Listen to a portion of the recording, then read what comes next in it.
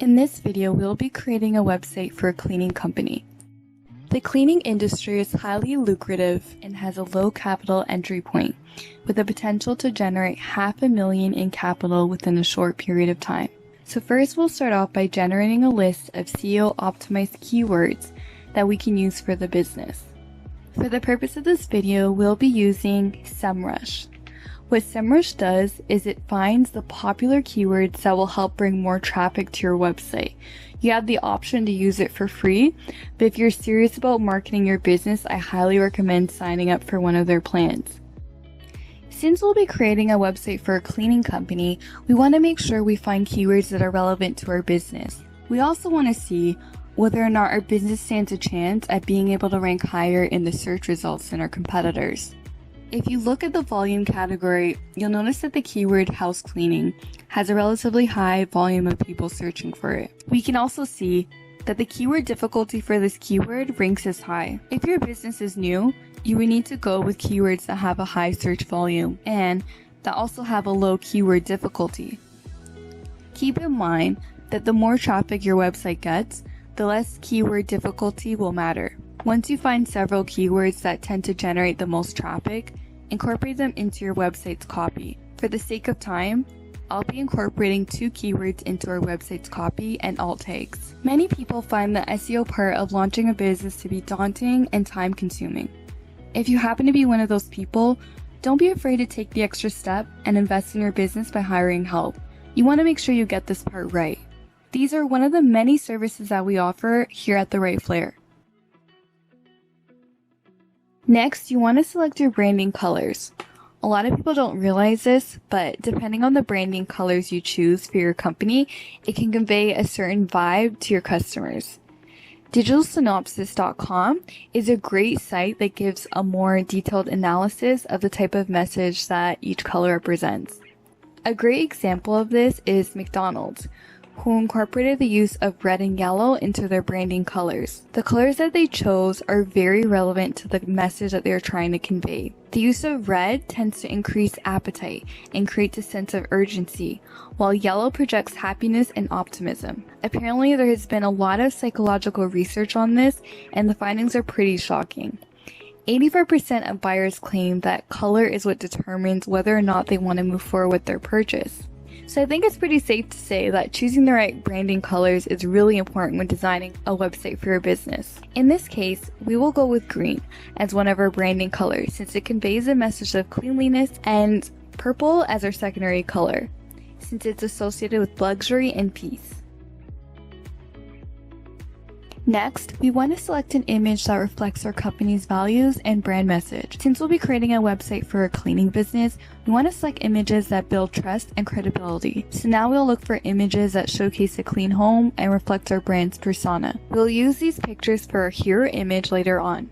When searching for an image to use on your website, you want to make sure the image is copyright free. According to copyright laws, you can still be held financially liable if you cite the photographer's name and link the photo. If you're unable to ask for the photographer's permission, then your best bet is to not use the photo. Sites I recommend for copyright free images are Unsplash and Pixabay. I've already gathered a few images using both Unsplash and Pixabay for a cleaning company website. Now for the fun part.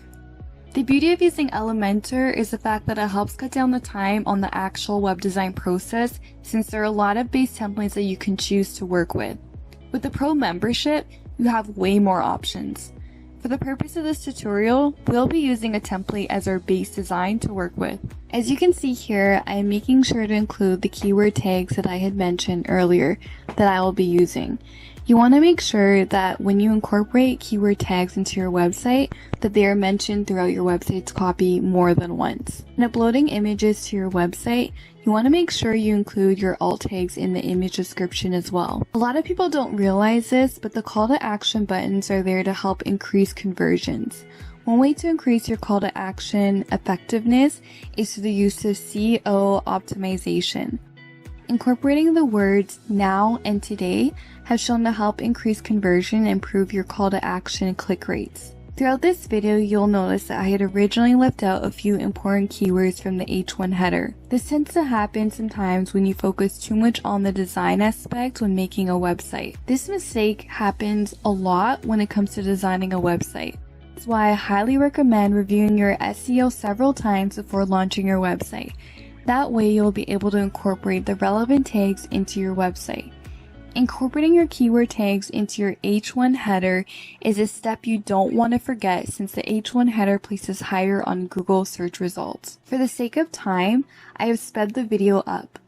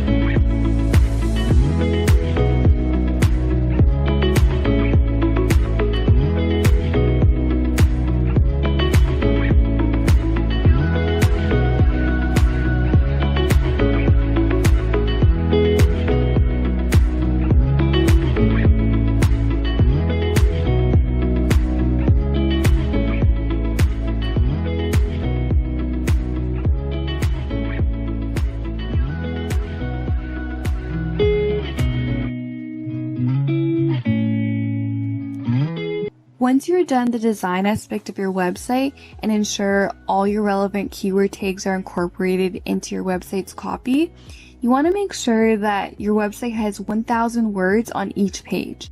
This will ensure optimum SEO search results. An easy way to ensure that your website is SEO optimized is to verify your website's SEO through SEObility.net. In most cases, if you just recently launched your website, you're going to want to make sure that your server configuration is compressed. If it's not, then go to the cPanel of your hosting site and look for the software section, then click Optimize Website. Your CPU memory should go down once your site compression is optimized. If not, then delete any unnecessary plugins on WordPress. Next, what you want to do to increase your website's SEO optimization is to increase the amount of backlinks you have on your website. The best way to go about that is to write in blogs as a guest writer, advertise, and collaborate with other people in your industry. I hope you found this video helpful, and if you have any questions, please feel free to leave a comment below and subscribe.